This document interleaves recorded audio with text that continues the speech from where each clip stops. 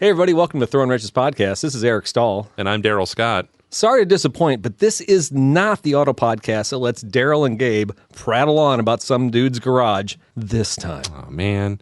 On this episode of Throwin Wrenches, more German emission woes. flaming Hyundais, oh my. And two-way traffic is coming back to Peoria, Daryl. All that and more on Throwin Wrenches.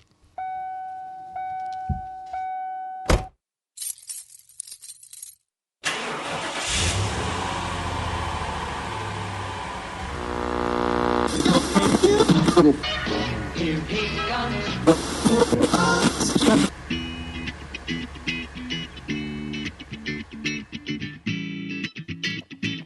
Well, how about that, brother? It's good to see you. Glad to be back. Yeah, welcome back. It is, it's been a while. It's been a hot minute. We'll talk a little bit about it, but everybody, thanks for listening. Thanks for tolerating my life, creeping into the show. I appreciate Daryl and Gabe covering for me. So talked a lot about it in the pre-show. If you're not a Patreon subscriber, well, shame on you. It should be. Yeah. But anyway, thanks for listening. And if you have any comments or commentary about the show, please chime in at info@throwinwrenches.com. Daryl, I don't know if you're aware of this or not. There was not a single review on iTunes. So I am just going to slot that to the fact that you and Gabe cannot get some things done. You did a hell of a job for the last couple episodes. The mustard. Cannot get a review. And obviously you can't guilt our listeners to make it happen. So. No, that's a special skill that only you have, sir. Yeah. But you have some skills yourself. Folks, if you don't know my co-host, Daryl Scott, well, I'm going to tell you all about him. Not only is he known for his radio chops and his announcer-quality tones, they can hold up a show with mere amateurs. He also has hearing that borders on supernatural. Did you know that, Daryl? Didn't know that. Great hearing. It's so good, in fact, he could hear his 1969 Volvo crying in a storage unit in Peoria. And he decided to give it a little attention. He's Daryl Scott. Thank you. Appreciate that. Very, very nice intro. I've been thinking about that one for a long time. Bork is in my heart. Yeah, well, I was crying. I almost drove it tonight, but I liked air conditioning. Anyways, so wanted to get here. I wanted to arrive alive. Some say my co-host is a role model, an authority figure with sage advice. When he's not around, bad decisions often happen and purchases are made. Thankfully, he's cool with most of them, even the ones that end up somewhere here on his property. He's the Zen master. He's Eric Stahl. He's basically the guy with the storage unit. Yeah, temporarily. Hey, speaking of storage units, mine got broken into. Oh, yeah, that was, that's late breaking. Local. Tonight. Yeah. Yeah. Got a text from the old storage facility saying, hey, we're doing a walkthrough and you didn't have a lock on your thing. So we put one on there. I got there and, it turned out it had been cut off. Oh, by the way, 10 other units down the row, same thing? Same thing. So they made a casual call to 10 other people acting like yours is the only one? It's fine. It's fine. Nothing got taken, and thankfully all of my catalytic converters are still attached to the vehicles that were in the storage. So life's good. Life's good. How about life with you and our sponsors? Yeah, let's talk about that. Folks, we have a great sponsor, Fort's Toyota Pekin. I could not say enough nice things about them. Of course, I work at Fort's Toyota Pekin, so I guess that helps. No, seriously. As somebody who sponsored this show, I give Fort's a ton of credit. New cars, used cars, service and parts, a small-town dealership in North Pekin, Illinois. You can stop by their website at www.toyota-pekin.com. You can find them on all the socials at Fort's Toyota. That gets you Instagram, Facebook, the tick of the talk. And I actually did an Instagram story this morning of a couple cars that came off the delivery truck. What'd you get in today? We got in 2 Tacomas and a Tundra. Nice. It's like my favorite thing. It's like Christmas morning when I come into work on a Monday and there's like cars lined up that came off the transport. So I couldn't resist, but I had to do it. So anyway, again, thanks to Fort's Toyota. They are 15 minutes from anywhere if you're in the Tri-County area, and there's new inventory arriving daily. So if there's something you're looking for, make sure you reach out to a salesman. If you want an FJ Cruiser, there's a couple of them there too, including one with a manual transmission. Yeah, we're kind of partial to those things. Yep. Yeah. If you like, like those, check them out. Toyota-Pekin.com. Also want to say a quick shout out to our Patreon supporters. You know who you are, and your support has helped us pay for things like this mixer, this microphone. That we're still figuring out. We're still trying to figure out all the buttons and gadgets and gizmos, but they really do help, and we truly appreciate your support. We would not be here without your appreciation. So Patreon subscribers got 1 hour and 8 minutes of audio gold earlier. Yeah, that was French movies, right? Your Casey's desires. I mean, we spent probably 10 minutes talking about Casey's. More like a habit. It's obsession. I mean, we know a little addiction. bit about Casey's breakfast pizzas, so if you're a Patreon subscriber, you know all about it, and that's all I'm going to say. Feedback, though, you touched on this earlier. We haven't had any reviews since late May. Yeah, of and the maybe we podcast. don't want them. I mean, maybe they were. Maybe I don't want a 5-star review to show up when I'm not here. Maybe that would Maybe really I have suck. scrubbed them. Maybe I have changed something in the algorithm so that nobody can do a review. Did you go delete them? Dear Apple, please remove this quality review. Yeah. Nah, I don't know. Dear Steve Jobs, or whoever's doing his job when he's not there, because he's dead. Yeah. But Gabe, again, shout out to Gabe Casey for filling in. And you have not heard the last of Mr. Casey. No, I think Pray he will tell. be. He doesn't know it, but he's probably going to be supporting the show for a lot longer, right? That's right. That's right. And we were very, very appreciative. And we just have a good time when he's around. So even when he's not around, like right now, he's doing something crazy, like taking his family on vacation. Screw that. Yeah, I mean, whatever. Priorities. Yeah. But we want to say thanks to him as well. Yep. Thanks for listening. Thanks for sharing. Thanks for commenting. And certainly, if you do want to throw up a review, we'd appreciate it. We'll read you all around the world. Yeah, absolutely. We did have a segment that we threw in here last I kind time. of like this segment. I think it's a great idea. It has legs. The problem is, does it make you buy things because you know the segment's coming up when you do the show? That's what my wife said. She's like, the only reason you and Gabe have stuff to talk about is because you go out and buy stuff or look at stuff and then you talk about it on the show. Yeah. She wasn't wrong. But no, we added a segment here, things we should have bought or tried to buy. And I thought there's some legs there. But in the last 2 weeks, I will say I haven't actually bought anything. That's good. Yeah. And I haven't really been actively looking because, it is what it is. I did try to buy something. Did you? Yes, it was a $1,000 Airstream. I talked about all about in the pre-show. That's right. I went. So, folks, everybody knows there's a scam on Facebook where you can find outrageous prices on amazing merchandise, and you're like, wait a second, I can buy a Toyota Tacoma 4-wheel drive with a palm tree in the background for $800. That seems legit. Yeah, right. But these ads never go away. I keep reporting them. I keep thinking if I keep saying this is spam, that eventually Facebook will remove these things from Marketplace. But I told Daryl we should have a new segment where we take a screenshot of 6 vehicles that are for sale on Marketplace, and it's spot the one that's a legitimate ad. Because honestly, it's like 1 in 5 it's legit. But I went through the madness just to see what would happen. For science. For science, yes. Definitely for research for the show.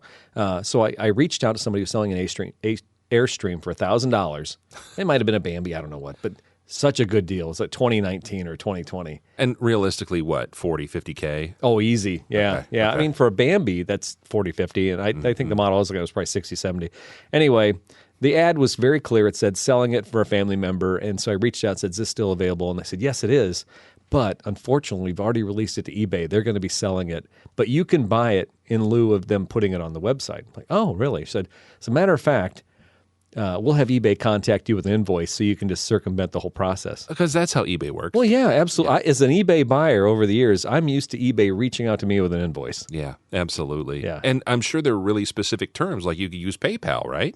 No, Daryl. That's far too traceable. What these folks want you to do, they are very clear on the invoice. They send you an invoice for $1,000, and after the sob story about selling it for a family member. And then they ask you to go, they outline, you can go to your local Menards or your local Kroger or whatever, and you can buy eBay gift cards, which, by the way, just so you know, you can only buy in $200 maximum increments. So you'll need to buy 5 of these in order to make this purchase. Then we'd like you to do, take those 5 gift cards of eBay and scratch off all the information and write it down and send it to them so that way they can apply that to the purchase price. That sounds perfect. It does. So did you go to the Menards and buy all those gift cards? I thought about getting some bogus numbers and just kind of fabricate just to carry this on. But unfortunately, I was already back in Illinois, so I didn't have the time to screw around with it. But when I was in Memphis, I had a little time on my hands. So, So anyway, they contacted me. They tried to call me because at one point they emailed me and they said, hey, you haven't sent anything. I'm like, oh, yeah, I'm still working on it. But I'm doing it. Now, I had given them my name and address, and I'd given them my phone number. That's scary, slightly scary. Don't care. If I don't recognize your number, I'm not answering anyway. So they can't put a virus on your phone. I don't think remotely. So. I don't know. They might charge me with being a reputable buyer. I don't know. So I had a phone call like within minutes when I said no, I was still working on it. I mean, and the call was from where they said it was going to be. It was from California or something like that. Was it a guy? Was it a woman? I didn't answer it, and they didn't leave a message. So pretty crazy. But eventually they kind of gave up on me. I'm like, hey, I'm still working on it. I'll see what I can do, blah, blah. And they gave up on it. But it frightened me that it's so lucrative that they would just pepper the whole Facebook marketplace with ads. Mm-hmm. And there's got to be some doofuses out there that are running and buying gift cards. I mean, I would think if I'm a cash register clerk at Kroger or something like that, and I see someone come and get $1,000 in eBay gift cards. Would you ask them? I'd be like, man, are you being scammed right now? Yeah. No, it's a great deal. It's a great deal. Does anybody care, though, at this point in their lives? Does anyone look out for that? No, I don't think. Nobody. No, they don't. If you were at trust me, I would. Last few CVS and Walgreens I've been at, people, if someone came up with $1,000 in eBay gift cards, that'd be the least weird thing you see at the register that day. I just want to come up with $100 in KY jelly. I mean, okay, all right. Usually that and Cool Ranch, Cool Ranch Doritos.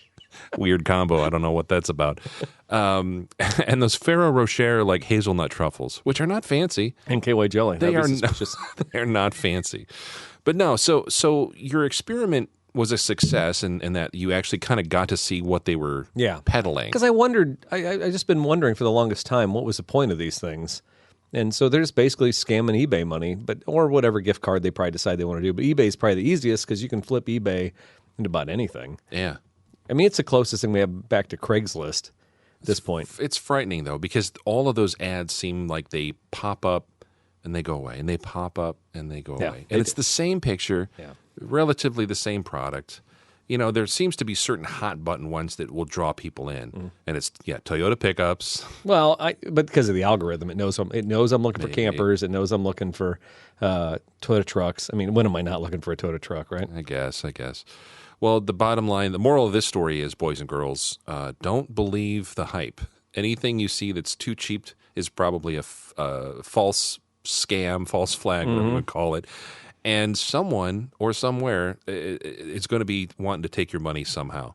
The trouble is it gives all of those venues like Facebook Marketplace, Craigslist, it gives them all a bad name. Yeah, it does. Well, don't buy anything off the internet. You know what? My kid bought something off the internet one time and he got screwed.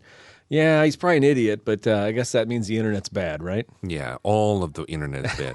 You just have to be smart about it. And if you do see something that's too good to be true, go see it in person. Yeah. I don't know. Did you try and buy anything? Nothing at all? No, I didn't. What did I? I've had some offers. Oh. I had a guy try to sell me a really interesting Chinese motorcycle. Oh, yeah. I'm not in the market for that. Yeah, you don't need that. No, I don't need anything. Although I see a guy coming down Allentown now on Broadway in the mornings I go to work. He's got a sidecar. At first I thought it was Mr. Casey. I'm like, how many people have sidecars? Right. But it's a dude with his mustache is so cool that even as he's going past me the opposite direction, I can see the curls in it. Is it like Paul Tuttle from American Chopper? It's got like the handlebar mustache? Yeah, it's a little bit of a handlebar with a little bit of wax on the ends. I'm like, okay. I mean, you have gone full hipster. You're riding a motorcycle with a sidecar, and you're wearing the goggles, and you have a mustache. I mean, he's just waiting for people to ask him of something. Yes. Look at how interesting I am. He's probably a listener, so thank you for I just offended supporting him. the show. And we lost him. Death threats. Sorry. All right, so this is a section of the show where we normally talk about our projects, and I am going to take I'm going to step out and just I'm going to tell you a little bit about what's going on. So I have not been here the last 3 or 4 shows, and Gabe and Daryl did a great job. And I don't want to drag the show down because when we get serious, then guys like Regan say they don't want to listen to the show anymore. It's bumming me out, man. It is, man. Don't bring me down. But I had done the pre-show with you guys, and I'd done it remotely. And this, again, Patreon people knew some of this. And we talked a little bit about what was going on in my family. And you can read about it at planetstall.com. But my daughter was diagnosed with a brain tumor on Memorial Day weekend. And we've literally spent 2 months manhandling that situation, and we're going to manhandle it for the next year. And she's at St. Jude now, and she's doing very well, and there's been a ton of support, and I appreciate that. But literally, it's week by week. My wife and I are rotating week by week. We've got other family members coming in. So I'm at the time when I talked to you and I didn't do the show with Gabe, I just said, Gabe, help out. That'd be awesome. And you guys just ran with it. It was awesome. I was ready to burn down the world. I was just like, everything sucks. I'm not doing anything anymore. The show, I'm not doing it. I'm not doing, I think the only thing I had in my life at that point was, I was only worried about 2 things, like maybe 3. My wife, my daughter, and my job. That's all I cared about. Everything else could just burn. And but I've recovered from that, fortunately. So It was a very natural reaction. I think maybe, So it's going to be a long haul. So I won't talk too much about that. Certainly, you can follow along on the blog. There's been a lot of people supportive. You guys, you and not just the show. I come home and there's this table at my house. A very heavy table, but yes. Oh my God! So Gabe when he had the adult arcade in Morton, he had this awesome table, and I mean it's really cool. It looks like a big arts and craft table, but it's more modern. It's got steel legs. It's gigantic. It's bigger than a sheet of plywood. And I marveled at that table. And the first time I think I saw it, Gabe hopped up on it and showed everybody it's sturdy. Yeah. It's massive. Well, I have a pretty big kitchen, or not kitchen, but like a dining area that's merged with the kitchen. I always said, man, this would look really awesome in our rustic style of our house. Sure. And I think it was like a month or two ago. I said to Gabe, I knew he was selling the penny arcade, that how much are you gonna ask for that table? And he goes, why, you want it? I'm like, yeah, just what do you want for it? And he goes, well, I think I'm $800, whatever. I'm like, okay, I'll talk to Angela. She probably doesn't remember seeing it because she went there one time. And that was where it ended. And again, you guys, great, doing the show, blah, blah. And I know you're dancing around buying shit and buying stuff, put in my garage. All that other stuff. Yeah, that stuff. So you might have to edit this one to make it safe for work. But I come home after being gone for like literally a month, and the table is in my dining room. And I'm like, how did this get here? And I heard the logistics of this between you and my kid and his friend and Gabe. If Aiden wasn't here, I don't know what we would have done. So hats off to your and whatever his friend's Alec. Yeah, incredible. Yeah, incredible, because they helped us take care of that. No, it was nice to do, and hopefully it was something when you got home. It was like, oh yeah, that's different. It did spark joy. Yeah. If Gabe wants to know. Well, we had some time in our hands, and we got into a little bit of mischief, Gabe and I. But at the end of it, we did miss hanging out and just having you around. But priorities, family first, and I give you a lot of credit. And thanks so much for keeping everybody, not just your family, but friends and followers, because you're in a lot of different circles, and everybody. Probably their first instinct when something like this happens is they want to call or text or whatever. There's a lot of that. It's nice. Yeah. It's like, hey, I love that support, but at the same time, I can't sit there. I got to be here. Yeah. I got to be with my daughter. I got to be with my wife. What you've been doing, though, keeping the updates on planetstall.com, follow those along if you haven't. It's too much. So I'm gonna tell you right now, and I'm not trying to be over dramatic about it. Yeah. You can't read like 10 posts or something like that. Just know, she's at St. Jude. So if you want to go back and touch it, but I've had family members who weren't following along, and they said, if you read 2 or 3 posts, it just, it's a grind. And that's why you have to look at it as baby steps every day. We go through these things, but we can't. Yeah. If I think 12 months ahead, you want to blow your brains out. So we just keep working along step by step. And that's the way the blog is too. Yep. I did that because you're right. I got texts from people that were like a mile long, and I wanted to respond, but I can't be on Messenger. I can't be on, all these different things. And I can't. And I'd see my dad over there talking on the phone and texting people. I'm like, no, that's not my style. Can't do it. I'm just going to broadcast everything like I do the rest of my life. Yeah. I'll broadcast on Planet Stall and take what you will from it. And to be honest with you, it's not even a full-blown honesty thing on that. I don't tell you how terrible stuff is. We keep it optimistic because that's generally my style when I do anything. I don't negatize people, but I make sure everybody knows what's up. It's also a good record too. Whenever you do look back, like 2 weeks, it was a blur. Like, what the heck did we talk about at this? And I haven't been there for 2 weeks, so that's actually very hard because I don't want to write a bunch of fluff. I'm not just writing it to write. I want to document what I see, and I haven't been there in the last week. So it's a little soft right now. But when I get back down there next week, I'm sure there's going to be a lot more updates, and I write the good. I try and just make sure, if there's a little moment of stupidity, that's on there. So that's fun too. Yeah. And occasionally you get to see what, restaurants you hit up when you're down there too in Memphis. So.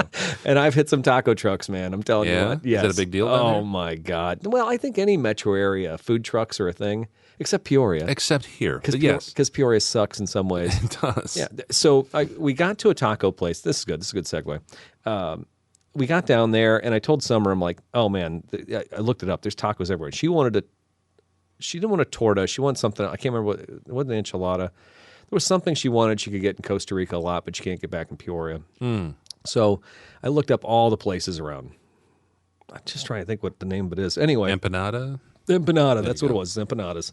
And so I just Googled the hell out of it, and I tagged like 7 or 8 places, and her and I have a map we share together in Google. Every time I add a place to it, Drop a pin on the restaurant. She gets notifications. Nice. If you share a map with somebody, it's pretty awesome. Yeah. And so I found a couple places, and we went to an amazing taco truck the first time, and I took Angela there. Summer and I went back a second time with Angela, and it was just as good the second time. But it's a little pricey. It was in the good part of town, but oh my God. That's good to Good find stuff. You make the most of any trip under any circumstance. You're able to enjoy what that place has to offer. Yeah. And I commend you for that, because I'd be at like the Chili's next to the airport. Yeah. And I'm like, nah, this stinks. Not going to do it. Nah, Not going to do it. You got to get out there. Yeah. And then, so I'll finish the story by just saying this, that I have now been going to different taco trucks, and I ended up in the seedy Latin district, and I got tacos and a nice setup from just a dirty taco truck next to a gas station that sells all kinds of Mexican soda. And that gal was smiling and so nice, and she was half the price of the better place. How was the food? It was excellent. Yeah. And I'm like, yeah, this is what I'm coming to. I'm going to come here every day now. Yeah, I guarantee everybody's like, well, you shouldn't be down here. But you know what? It's just like when I was in Mexico. It's just like when you're in any other country or something like that. You just smile, be nice. I mean, I may get shot in the back, but generally speaking, You'll die with an empanada in your mouth. treat people how you want to be treated, and generally speaking, you'll get through the day. So. That's right. No, that's good advice, and you know where we stand. We love summer, love your family, and we'll be pulling for you guys as you continue down that road. And whatever you need on this end, we'll get you covered. All right. Well, if I ever say let's burn it all down, just be ready. Okay, maybe not. Maybe do I go to jail for that? Maybe accomplice. Yeah. All right. Well, if we don't, maybe we should delete the show right now. Yeah, we should just hit the purge. All right. Well, you've been doing stuff. I think. I mean, you didn't get Huntavirus or anything. No. Cleaning out the Cadillac. No, actually, I've done pretty well with not getting weird diseases with that. But I got the carpeting and the padding and all that stuff back in the car. Still need to re-stuff the undersides of the seats and kind of get that spruced up. I'm done with overthinking it. I'm just gonna stuff some cotton batting from underneath, clean it up, paint the springs, and put it back in. No, that's a good idea. It'll be fine. And the thing of it is, I've been the last few weekends been doing stuff for other people, and that's fine. I think I talked about this in the last show too. Like, I just need to start doing stuff for myself and say no. And I really still need to take that to heart. I love my family, I love my friends, but there is like a life lesson there. Yeah. You know, that was a liberating thing about what was going on, and not to take it back to me. But, no, you're fine. When all this was going on, and I was saying I can't do the show, I basically, I text Jason Daly. I'm like, I really can't help out with the SCCA. I missed an event. And the Boy Scouts, that I'm the committee chair for that. I told my Scoutmaster, I'm like, listen, I really can't help out with that. And my guy who's helping me out in my run for county board, I text him like, I got elections in November. I really, can't do it. Yeah. And it would be normal, just like you're talking about, where you would say, yes, yes, I have time. Yes, I have to do that. And you said the other day, I go 1,000,000 miles an hour. I don't think about it, but I guess you just involve yourself with so much stuff. Yeah. You have no choice. So you just go 1,000,000 miles an hour, right? Well, your default is, some people's default answer is, sure, yeah, great, love to, happy to help, absolutely. And then there's other people that are just defaulting to, no, never can't help, do it, never help. And they just don't. So, and I'd much rather, I think you and I we're different personalities, obviously, but we have that default, sure, you need a hand with something, I'll give you a hand, I'll be there, I'll do whatever. And that's fine, but then after 40, 50 years of that, you kind of start looking like, hey, I've said yes to everybody else, and I don't have anything that I need done in my life. Yeah. So it's just a life lesson kind of thing, and I'm getting there. But I need to stop taking inside work, and that's the other thing too. Well, because you were doing like a carb for somebody. Yeah, carburetor stuff and helping with tuning on another guy's car. I don't mind some of that, but I don't want to be the guy. And that's what happens too. Your word gets around as, you do this, or, if you're good at woodworking, or you know how to, fix small engines or something like that, then you're just the guy. And every friend of a friend talk to Eric, talk to this. Again, I don't mind that, but I just need to start saying no to stuff. Yep. And it sounds selfish, but I don't know. I'll probably still complain about this in a year. So Mr. Fort has an 89 Jeep Wrangler with a 4-liter that needs a carburetor tune-up. Does it? Yeah. Probably pay you for that one. Probably would. Depends on what kind of carb it is, but yeah, maybe. Sarah, he'd get paid for this one. It's fine. No, that's what I've been up to. Hopefully in the next few weekends I'll get the Caddy back, and then I can start focusing on the motor and then getting it running. When you first bought it, and what was that, April? February. Oh, wow. I think your goal was to actually have it to a car show by the end of the summer. Yeah. What do you think? It's not looking good. Okay. It's not looking good. Maybe I'll have it running by fall. That's my new thing. I'd like to at least get the thing running. And realistically, fuel system isn't that far. I need to get a fuel tank, get a carb kit, get a fuel pump. You gonna change the tank? I am. It's varnished. They probably left it with half a tank in it, and it's just all varnish. And I'm debating whether I get. And you just can't stick your hand in there and clean the crap out of that. Is it massive? It's like a 16 or 20 gallon tank, but it's. I've never had success. I tried cleaning old fuel tanks before with a dip or something. Companies will dip them, right? Yeah, but the trouble is when you get the old stuff off, that newer. The metal that's exposed underneath will flash rust, especially with the ethanol and the gas now. All the moisture gets in there. So they want to seal it. They want to put a liner in it. Mm-hmm. And I've heard horror stories about liners breaking loose over time and chunks of that coming in, clogging the fuel filters. And so I think I'm better off just getting a new tank. But then the replacement tanks, again, not that it really is a huge deal because I'm not going to be underneath the car that much. All the reproduction tanks have this like made in Taiwan stamp in the bottom of the tank. Yeah. And then I've heard horror stories of the filler, what do you call it? Not the filler. The sending units leaking because the flange where it's like supposed to seal doesn't. So where the fuel pump's attached at the top? Just the sending unit. Okay. Because it's a pull, the pump's on the motor. So it pulls it from the whole way. But it's just where the gauge, because it draws it. Okay, so you're saying that. All right. So I don't know. I'm going back and forth. And again, what I learned over this weekend at this show in Bishop Hill where I had the Volvo out, the guy across from me was the 58 Plymouth the guy who bought the motor for my 58 from the guy in Iowa that he sold it. He had that. I had the motor in the garage for 2 years on a stand. I didn't do it. He already had it running? He had it running in a month. Yeah. And the motor and trans, he says, the trans, I dropped the pan. It was crystal clear. Blew it all out, put fluid in it, put it in the car. I put rings and bearings in the motor, and it ran. Certainly, you don't live with regrets on that. You didn't dedicate the time to it. Is what it boiled down to. Well, that's what it is. That's like I could have. No. I didn't, and that's the thing. I need to stop. And was it perfect? No, it's not a show car, but he's running and driving with something that I sat on for 2 years and didn't touch. When you bought that car, it looked like it could be fun, but it didn't look practical for what your timetable is right now to be working on projects? That's what it is. And if I was practical, I would have no cars and I'd be working on my stupid house. Well, Bork was kind of a work in process, but he was drivable when you got him. Yeah, there's no brakes, but yeah. Yeah, but the rust and everything, you just handle that. And you were okay with even taking it to shows with rust on it and stuff like that. Yeah. This is a little different. So I'll get there, but realistically, what I need to do is stop buying stuff that needs work.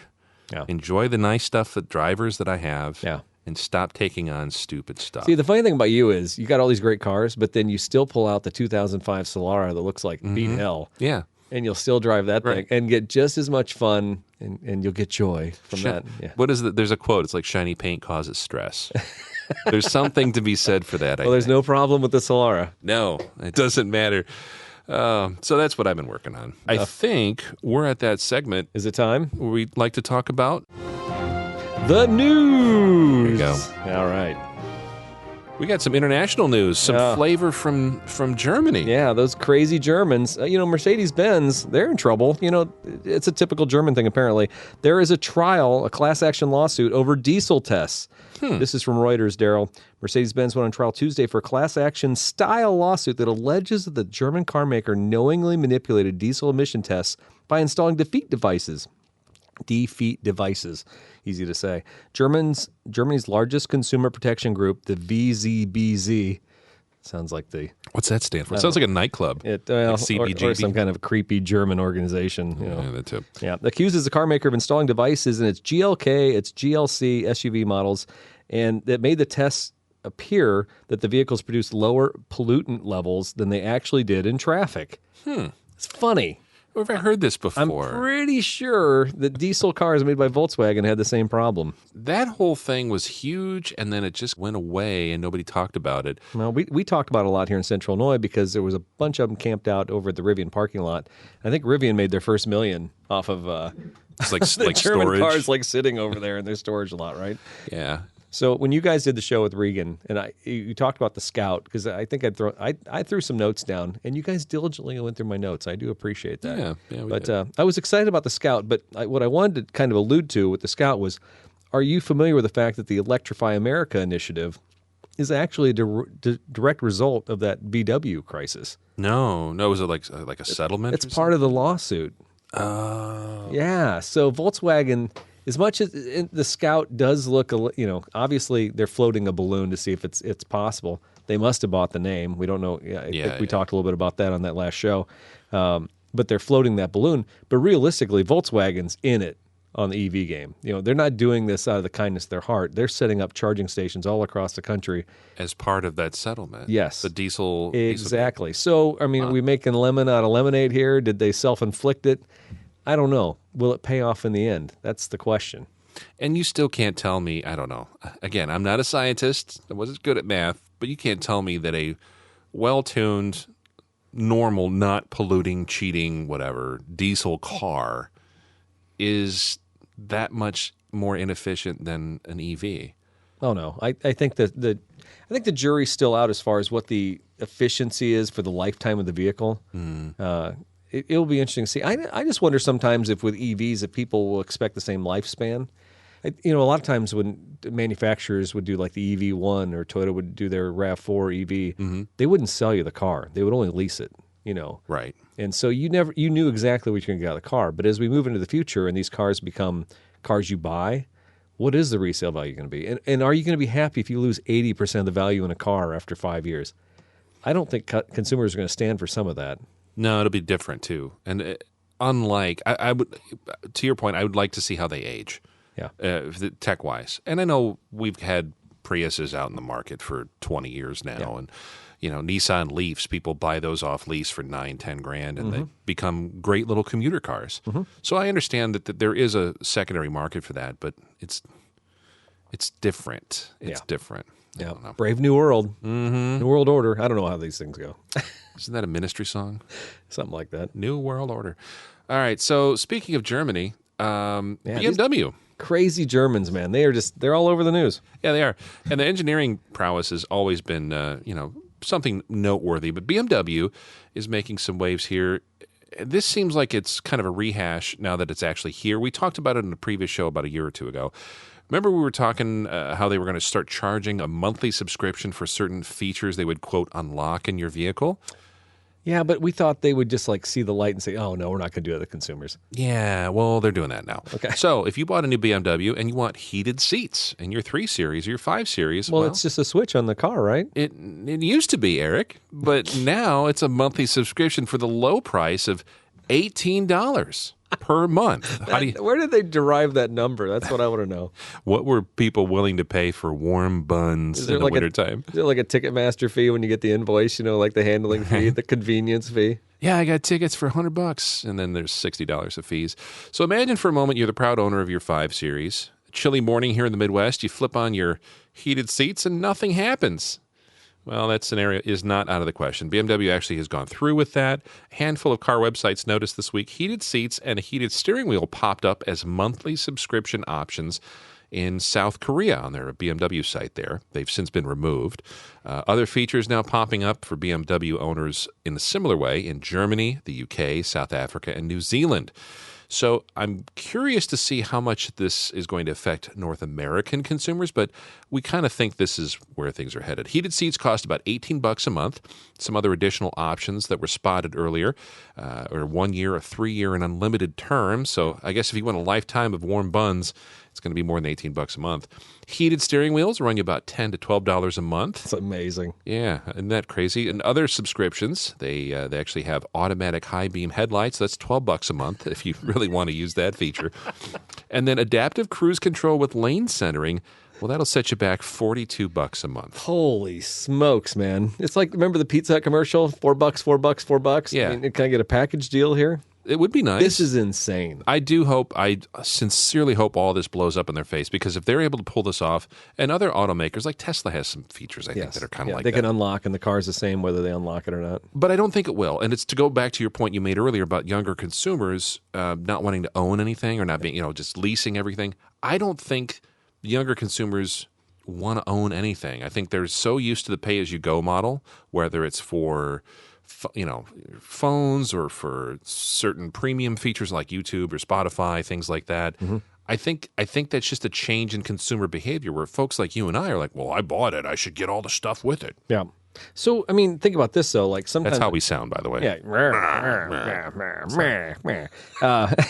So think about this. Like, sometimes years ago when we'd go overseas, I would like call my cell phone company and I'd bump up the plan. Uh-huh. Okay, so what if I bump up my plan because I'm going to take a cross-country trip?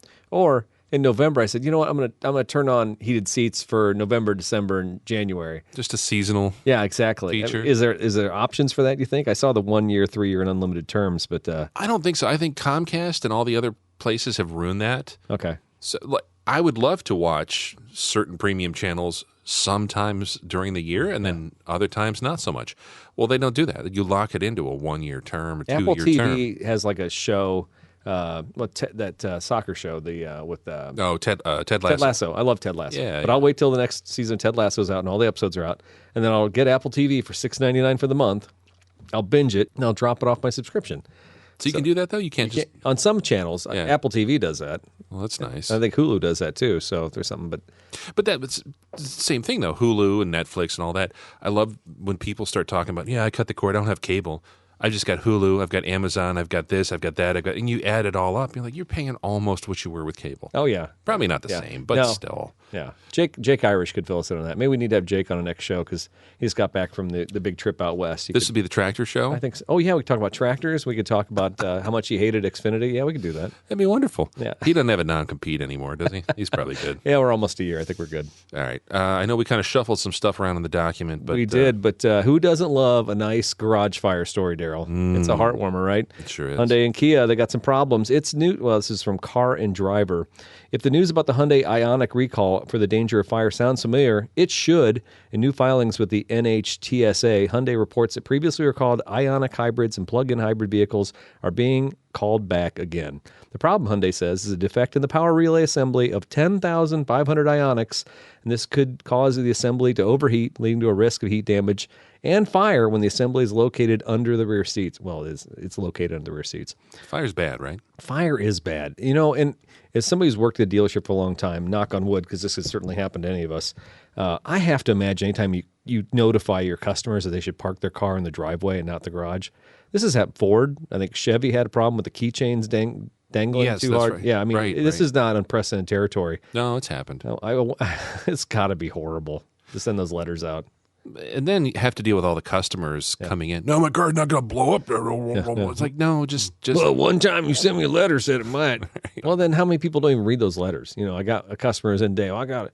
My dashboard's cracking. I never got a letter about that. I'm like, well, you did, but you did. You crumpled it up. Yeah. Also, that's a 2003 car. So yeah. Oh yeah, because you got a Solara. It's just cracked in certain spaces. Just don't touch it. You might stick to it. I'll just get a cover lay and just put some bubble gum underneath it. Those are nice. I like them. No, they're not. Yeah. Anyways, so that's kind of scary, but maybe they'll do the right thing. It's really a power supply, a relay inside the power supply. So nothing in the car itself. No, and a lot of times when you plug in a hybrid car or an EV car, you'll hear a fan running. You'll hear motors running in the car because there are fans making sure that batteries it charges, just like when you charge up your cell phone. Or your laptop. You get a lot of heat. So I guarantee there's a relay that's got to make sure that heat's displaced. So just be careful, folks. If you're one of the 10,000 people who owns an Ioniq and listen to the show, which I'm going to do the odds. Let's think. How many listeners own Ioniq? Maybe one. All right. Probably. Neat looking car. They are actually. Do we shelve this national one, or are we going to move on? Yeah, we're going to move on past. We got. I told Daryl that I wanted to try and do a show with less EV news. It's hard. It is hard. It's hard nowadays. Yeah, it is. So we've had some good stories that weren't EV related. So let's keep plugging along here. All right. So we go back to some national headlines here. We're going to talk about the Ford Mach-E, which I think was actually kind of funny. Ford's first real attempt at an electric vehicle has been quite a hit with critics. The Mustang Mach-E, hashtag not my Mustang, replaced the Tesla Model 3 as Consumer Reports. Electric ponies live here. Oh, gosh. Consumer Reports' top pick back in February 2022. And since then, it was named the top car on the Automobile Association of America's Car Guide in May. The Car and Driver also awarded it the magazine's first EV of the Year award in June of 21, and it was named the Utility of the Year, I guess sport utility, whatever, the North American Car and Truck of the Year awards, one of the most prestigious awards in the automotive industry. So prestigious, Eric, I've never heard of it. But yeah, me either. I'm like, what are they talking about? It's like the Heisman Trophy for cars. But really, you had some thoughts here because we called this thing out early on. It's really an SUV. It's got some sporty lines, some callbacks to the Mustangs of almost like the 1990s. Mm-hmm. Neat design, but to call it a Mustang and to call it a hit with consumers and critics? Yeah. I think this is one of those deals where you survey people and you say, hey, what do you want? What do you love? And I think just like when we do Cars of the Week, Daryl, we literally pull up a dream car. Now, your and I's dream car aren't generally prestigious, but I think Joe, consumer, and certainly his family looks at the Mach-E as something we would aspire to own that, right? Yes, I always wanted a Mustang, but I also want an EV. Yeah, Let's make them both. Yeah. So I think this car gets a lot of street cred from that, but I just can't believe that many people in the country are pining for this car, that it's a top pick. The numbers have gone up, and they've done a good job with the car. There's no doubt. And I think Ford has they've done probably the best of any manufacturer, domestic for sure. But I feel like this survey is BS, and I feel like these magazines and the AAA and stuff like that marking this car as a top pick, very premature. I think this is jumping on the bandwagon. I have only seen, and not that I get out and travel all over the world, but in my travels, I've only seen two of these things on the road. And they both were painted in that kind of maroon, that all the press photos of these things. Maroon? All the dealer stuff, you've seen these things. They're all either that color or the white. Nice looking car. Wouldn't mind trying one out, but... it's certainly fun to drive. Oh, yeah. We'll see. Yeah. How many electric ponies can I get to liven up here? Mm-hmm. All right. We actually have local news, Daryl. How about that? This is from WCBU, our local NPR station, Joe Deacon. Peoria is taking a closer look at plans to bring two-way traffic back to major downtown streets. This is actually kind of good news here. Adams Street and Jefferson Street have been one-way roads in downtown Peoria for more than 70 years, but the city wants to find ways to revert two-way traffic back and bring vibrancy back to the area. I thought that those roads had been changed. They were. Okay, they say 70 years. That number now maybe Jefferson or something was always one-way? I'm not, I can't be 100% sure, but I know right around where the area they're talking, they put in a pedestrian mall in Fulton. Mm-hmm. They basically closed a street there, and I thought that's when they did the two-way. Okay. I thought they split it, and it was around 1970, 71. Okay. In a lot of big urban areas, that was pedestrian malls were going to be a big thing, right? Yeah. We're going to close off a street and people hang out there. Yeah, and I don't know if that was like hippy-dippy stuff or like Earth Day, walkable. I think that the Becker Building is right there, I think, right? And it's still, it's a very vibrant area. There's still work being done there, so I think it's a good spot. It says this project will take about 3 years and cost more than $12 million, but the hope is it will benefit both businesses and pedestrians and make the time and money worthwhile. City engineer Andrea Kloffenstein said the idea was to change the downtown traffic pattern originated out of a need to replace the current pedestrian-mounted traffic signs. So they're changing the traffic signs. They figure we might as well change the roads at the same time. That was the real start of the project, she said. But it was also changing two-way traffic to keep people downtown or wanting to be downtown. When it's one way and you're going fast, you're just really directing people through downtown. And we want to make downtown a destination where people come, shop, eat, work, and hang out in downtown area.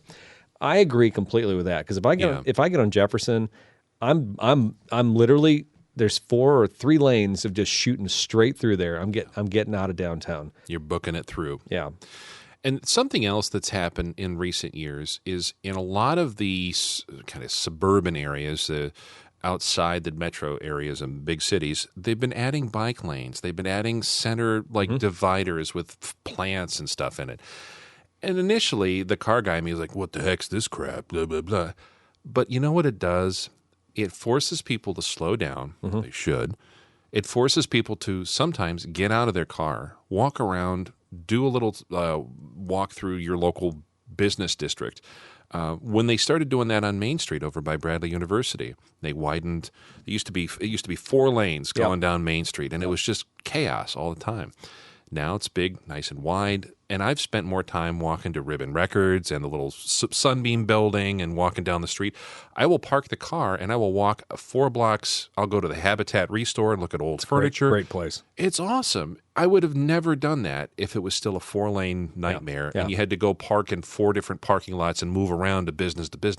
So for businesses, this is going to hopefully make sense. For the people working downtown, that's another thing, because I don't work that far from here. It will actually improve drivability, walkability, and frankly, plowing in the wintertime. Oh, God, I can't even imagine what nightmare that's been. It's awful, and because you got to loop around. Well, and whenever I'd have to get on the interstate, I would go down to Maine, go up to Hamilton, and then turn, and then get on the interstate going out. Yeah. It's stupid. And if I made the wrong turn, end up going to O'Brien Field, well, then I got to go all the way back around the other direction. Exactly. This is going to make things work the way it did before we started overthinking our city grids and traffic patterns. I just wish.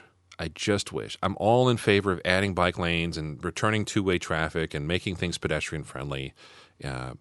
We got to stop doing the speed humps and the speed tables. Those are such a joke. Where are they at? There's Forest Hill, okay, that's Northmore. you're talking about up on Peoria Heights. No, it's the city of Peoria. They've been adding them all through the uplands. They've added them, so they spend more money. A lot of this things, $12 million. I'm looking at that and like, well, they're just changing traffic lights. What's $12 million?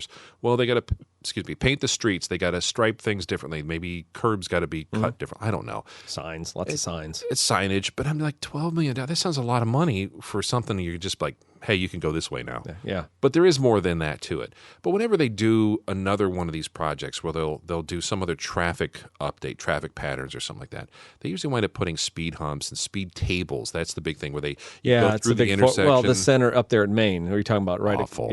Right across from Bradley University. And if you look at it from a maintenance standpoint, everybody's oil pan and suspensions hitting it and chipping it. The plows, the buses in the summer, they're hitting and scraping it. And there's some ideas that I'm like, yeah, this is the way we need to go. And there's others that like, that's a waste of money. And it's a waste of money future-wise, I mean, from a maintenance standpoint. So I'm not an expert, but I'll tell you but what you play one on the station. That's right. Yeah, on Throwin Wrenches podcast, he's an expert. Mm-hmm. Yeah, you paid folks to... Well, wait, it's free. You didn't pay for that advice. Anyway. Rivian, so there was a ton of news, and we had an article when I first started putting notes together. Rivian made this terrible announcement. They're going to lay off 700 people. And, of course, the Rivian factory is just down the road from us here in Central Illinois, so that was huge news. And, they had pretty much said from the get-go that was not going to be production jobs, but nobody really knew. So it did come through. The Morgan County Citizen, which is a newspaper down in Georgia, of course, Georgia's trying to get the second Rivian plant. They had a nice article about it. But basically, CEO R.J. Scringe released a letter to the employees in the wake of the news report saying they were going to lay up to 5% of Rivian employees off. The electric car maker was poised to begin construction of a $5 billion mega factory down in Morgan and Walton counties later this summer, and they pledged to create 7,500 jobs once that plant was fully up and running. The letter comes on the heels of a bombshell report from Bloomberg last week claiming that the Rivian Automotive is planning to reduce its workforce by up to 5%. However, the report also claims that the layoffs will not affect Rivian manufacturing jobs, but positions in the areas that have grown too quickly. So ultimately, I don't know that really any jobs were lost from the Bloomington factory. No, and it seemed like some local media were saying they were getting reassurances that there were zero jobs affected. So that seemed pretty bold. But initially, I'll go with it was scary. It was scary because we know several people who work there. We know that from an economic development standpoint, that's been a huge boon to this area. One that was left with a huge void when Mitsubishi folded. Yeah, and I'll go out on a limb, and I'll probably upset some listeners who are maybe Rivian haters. I'm not a Rivian lover. Obviously Rivian's a competition to my manufacturer that I work at, but ultimately, not really. I mean, they're not that scary at this point, and I don't think they're going to be scary in the long run. But all the hate, the flaming I saw, all these people who don't work at Rivian who were posting, they were the Journal Star article. The Journal Star shares and stuff like it. People like, see, look, told you these electric cars, Biden Beals or whatever, everything they were saying, new tech, it's stupid and all that. So much hate, so much flaming, and I'm like, you need to root slightly for these guys over here. Even if you don't want to fully support them, maybe you'll never own a Rivian. I'll never own a Rivian, but you should want the best for that factory over there because they've propped up the economy in Central Illinois big time. Well, that's just it. When you look at post-World War II America, and the reason we were able to do what we did during World War II is because there were manufacturing centers and companies in every town, every major city with 30,000 people or more. They were building stuff. Yeah.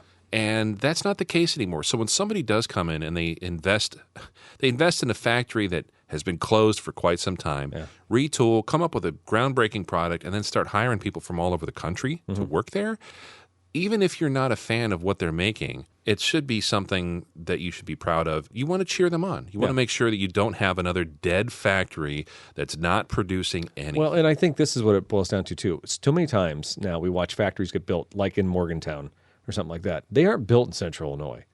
This was a fluke. Yeah. The fact that they landed there, realistically, the rest of the country probably looks back and like, man, we probably should have got that factory in our neck of the woods, right? And they probably should have. Yeah, we were lucky. Yeah. I agree wholeheartedly with what you're saying. I think it's a great opportunity for people in this region to take stock of what's important. And what's important is putting people to work, keeping people employed, and not the type of jobs where they're just making ends meet. They're actually really decent paying jobs. Yeah. And like I said, ultimately, I think we could sit here and dissect the Rivian plan. I'm not sure that I'm convinced that they can make their living selling those trucks, but I think the Amazon factor is going to be huge. So, and those are slated to roll out here pretty soon. And that was also a news story, but I did not include that in here. But you will start seeing Rivian trucks delivering packages.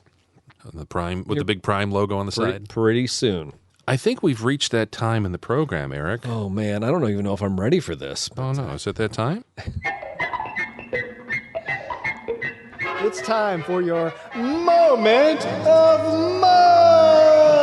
Oh, that's so good. That's so good. I've definitely lost my job. This is from The Cut. Elon Musk can't stop tweeting about his sex life. Oh, chronic overshare. Gross. Elon Musk has once again given us more insight into his private life than anyone ever wanted. On Sunday, the billionaire attempted to shut down the claims from the Wall Street Journal article that he had allegedly had an affair with his friend and Google co-founder Sergey Brin's wife, Nicole Shanahan. He tweeted that in the comments in an article he said are total BS, and he said that he was at a party with Brin the night before, sharing a selfie of the two. And he then proceeded to announce to the world, I haven't even had sex in ages. That was your moment of Mo. I feel a Patreon outtake coming there. Yeah, there's probably going to be some bloopers in there. Why is everything with Elon gross now? Because we saw him without a shirt.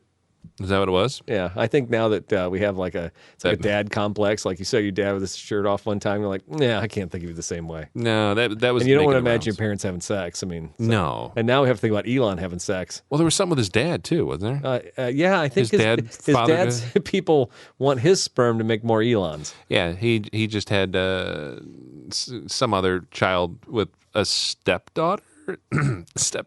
That's a true story. Google that. I don't know, whatever Elon's dad's name is. I know. Mr. Musk. Yeah. Ulan. Pylon. Something.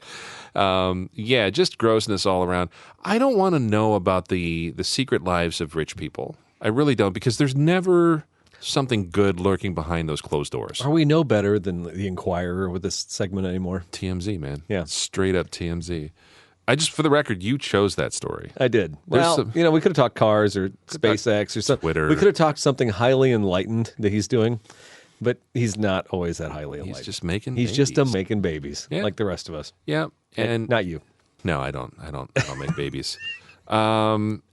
Let's talk about the grinding of the gears. Oh, because these weren't legit, but we can maybe muddle through one of them. You want to do one? Maybe. We've actually been very well adjusted this last couple shows without you, so I'm glad to see the curmudgeon has come back. Okay, yeah. So you're not too angry though. No, so I've spent a lot of time in Memphis lately, as I explained earlier in the show, and in normal stop signs or normal intersections, if somebody comes to let's just say, Daryl, you come up to a stop sign and the throughway that you're going to cross doesn't have stop signs. Okay. What you would normally do is you would stop and you would look both ways, left and right, and make sure that nobody's coming. In Memphis, people who are coming down the road that doesn't have stop signs will stop and look at you. And I wonder sometimes if they have insurance. Is that what that is? I think it is, because I think they have cars that maybe, and if you're at St. Jude, you're kind of in a little bit of a rough area before you kind of get back out to the decent area. And I think there's so many people driving without insurance, or they don't want to worry about wrecking their cars. They will literally stop and stop again and look at you, and you just pull out. You're like, driving etiquette makes no sense in these big towns. Yeah, liability coverage does. So there's that. Interesting. Yeah, I've noticed it a lot, and I've had summer in the car. I'm like, I don't know why they're stopping, because I don't either. Just go, Dad. Just floor it. Yeah, just get out of here. Or maybe they're getting ready to load their rifle. I'm not sure which. Yeah, there's some parts, but it's like any other city. There's some parts where... I've had people like, it's really rough in Memphis. You better be careful. I'm like, I'm fine. Yeah, trust me. Yeah, I handled roadblocks in Mexico. I can handle Memphis, all right? Yeah, all you got to do is show them the map of your family vacation from 2 summers ago. Was it 2 years? Or last Something like that. It was. I think it was only a year ago, or was it 2 years ago? I don't remember. I don't remember either. I think it was 21. But whatever it was, I saw that map and I'm like, I'm never seeing any of those Stahl family again.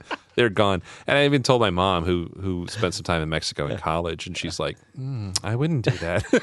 It's like, oh, it'll be fine. It's funny. There was a travel warning that popped up here recently. It said, don't travel to Mexico. I'm like, well, we did when we did. So strike while the iron's hot, kids. Exactly. All right. That's all I got for this week. Cars of the week, Daryl. It's been so long, and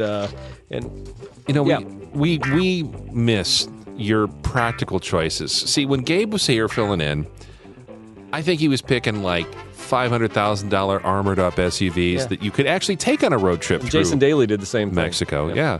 And actually, bulletproof glass, that kind of thing. Really nice choice, but I asked him, I said, what are you going to do with that? You going to go take that to Kroger's? He's like, absolutely, I would. And he would, because that's who Gabe Casey is. But your choices are a little more practical and fun. And then I scroll down to this, and I'm like, listing for a friend, another recreational vehicle. What did you pull out of your hat? Yeah. So, I was told that the last time I wanted something, I think it was that Dodge truck with it was like wrecked in Bloomington with the convertible top, which is now resting comfortably at the MkIII or the MkIII in Pekin. Seriously? Yes, that same truck. So somebody bought it, not running, and now it just sits there with the top down in Pekin. Probably got rained on all weekend. Poor thing. Yeah, poor thing. Go So rescue I should have bought it. My wife looked at it when we were driving through town a couple weeks ago. She goes, that? I'm like, yeah, that. And she goes, no. Anyway, so It's like absolutely. didn't spark joy. But I've had a lot of thoughts because, we bought the RV last year, but, or the camper, but we're not going to use a whole lot of it. But I was thinking, and this goes back to dealing with my kid, if I had something where we could pack in a hotel room, we could drive across country. She's got a 5-week break between some of her stuff. It would be awesome if I had a motorhome. But I don't want a full motorhome, Daryl. I don't want the giant thing with the flat front or the 36 tractor trailer. Oh my God, I don't want to deal with all that. No. So what I found was a Thor Motor Coach Class B motorhome built on a Ram ProMaster 3500, and it's in Mackinac, Illinois, just down the road, Daryl. Stone's throw away. 13,000 miles. Got a generator. Got an awesome awning. It has every piece that you would want to drive across the country. I think it even has a cassette player. Oh, that's a cassette toilet. Sorry, my bad. What's a cassette toilet? It's you kind of pull it out from a drawer and you take a squat on it, and then it's like a kitty litter tray. Once you're done, you just pull out the cartridge. I've never heard that. I'm gonna Google it, but I probably won't want. You and Sarah would not like the cassette toilet. I don't believe. Probably not.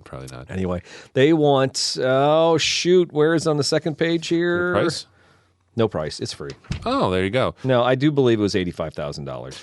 You do see a lot of these sorts of things, like on the Sprinter chassis or whatever this was, Ram ProMaster. Yeah. So it's like a delivery truck, but it's perfect because they're still small and nimble enough to get through a city. Yep. I would hate to take an RV through some of those twisty mountain roads, but something like this, It's manageable, but you got the height, you got the room. Yeah. Probably a lot more efficient than some of the larger ones. I mean, in worst case scenario, when you're traveling across country, you can park it in the Walmart parking lot. You got a generator. Yeah. They allow that kind of camping, and there's enough room for several people. Put the blinders up on the front windows, and you're good. Residential vinyl flooring, so you can bring your furry friend along and not worry about messes becoming stains. You could bring your cat. This guy is very practical. I hope it's a legit ad. It's payable in Walmart gift cards. What? eBay. That's my choice. So, yeah, it's a little extravagant for me, but it was practical in some ways. I won't get it, but I dreamed of it, and I thought I owned it for about 5 minutes in my head. It's all right. I like it. It's a nice choice. I'm going to go ahead and applaud that. There Thanks. we go. All right, so my pick was dumb. It's a car that was. So you tried to parlay on me and Gabe. I did. I guess I did. Text. Eric, this will match your camper. It would. So Gabe made fun of me too recently. He said I only buy turquoise stuff or blue stuff. Well, I do like turquoise, and he was sending me like turquoise motorcycles. And as much of a manly man as I am, I probably wouldn't ride a turquoise motorcycle. I'm just not that. I don't believe that. Really? Yeah, I think you would. Maybe I would. But this thing caught my eye because A, it was turquoise, B, it's a 55 Packard, and it's a 400 series hardtop. So if anybody remembers Packards, usually they were kind of the rich old guy's car.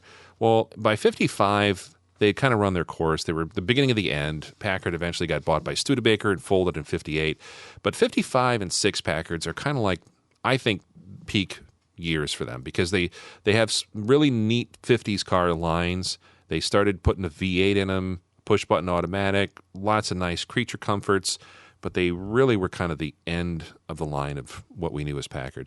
So this guy in my car club texted me, and he says, hey, my neighbor let me know there's a woman in Peoria. She's got her dad's 55 Packard that he bought new, and he just passed away last year at the age of 92. Oh. And she needs to sell the car. She's got a mechanic, went through it, put new brakes, got the motor running, new tires, white wall tires, all this stuff. And she wants $14,000, but she needs to sell it, needs to go to a good home. He's like, I think someone in our club should buy it.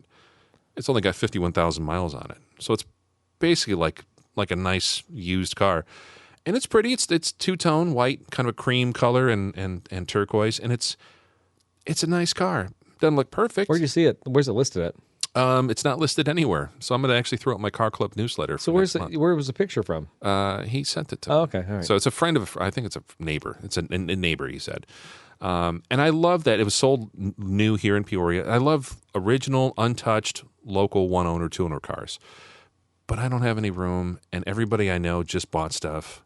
Another friend of mine just got another Jeep at an auction. He's like, nobody has room because we keep buying stuff. No, really? Oh, shocker. So, I mean, honestly, I feel like if the temptation was that strong, you could always find another storage unit. I probably could. Yeah. Although mine got broken into tonight. Did I mention that? Yeah. Yeah. Anyways, $14,000 is a little too rich for my blood. If it was like $9,500, maybe. Would you really be a player? If it was under $10K, yeah. You would? Yeah. What would you do with it? No, I don't know. Drive it. I don't know. Drive it. Would you get rid of anything? No. No. Absolutely not. No, it's become a problem. I would love to see somebody take this and bring it to the next level. I guess, I mean, I see like puppy hoarders and stuff like that. It's getting that point. Yeah. You feel like that everything is like you're rescuing something for posterity. Meanwhile, there's 3 dead carcasses behind the couch. You took it there, I didn't, but yeah. That's what happens, though. It always starts out with, I'm just going to love him. The best intentions, yeah. Give him a good home. Yeah. And unfortunately, your wife has got a little bit of that. Thank God you guys aren't puppy hoarders. No, not yet. Or newspaper hoarders. I mean, I might not be able to get into your house here in another couple of years. No, it would not get that bad because I don't read anything. Except Hemmings. Hemmings Motor News. No, I don't know. I don't know what'll happen. But I would love to see this thing come home and stay in my garage forever and ever. But it won't happen. Yeah. So that's why it's a car of the week. It's virtual. Yep. Good pick, Daryl. Thanks. Not a shocker at all, but Still think you need it for your camping business. Yeah, it does match your camper, does it not? It does. And I'm trying to shed. I'm trying to downsize. Marie Kondo your life. Yes, exactly. Yeah, I'm going to fold my T-shirts differently. There you go. All right. And with that, I don't even know how long you've wasted here with another episode of Throwin Wrenches podcast. Hope you enjoyed yourself. You should have, because there was a lot of great material. There was. And it was, I'll tell you what, man, it's good to have you back. We'll do some of these shows together when your schedule allows. Yes. And then we'll, have Gabe in here like Weekend at Bernie's. We'll just prop him up and we'll just make some laughs. And He's better than that. No, he Are is. you calling him a dead fish? No, he's the Jonathan Silverman to my Andrew McCarthy. There you go. Is it McCarthy? Maybe I'm the husk in the middle. I don't Maybe know what that means. Just prop me up. You're not that bad. Yes, thanks Just put again. your shades on. It's fine. Yeah, thanks again for listening. Appreciate the feedback. And you can always give us a review because you get a cool sticker. That's right. Oh, and speaking of stickers, I will get yours in the mail. You know who you are. Oh. I got a little returned envelope I got to take care of when I get home tonight, so I don't forget. But anyways, good to talk to you, Eric. We'll see you on the next one. Hey, everybody. See you later. I haven't had sex in ages.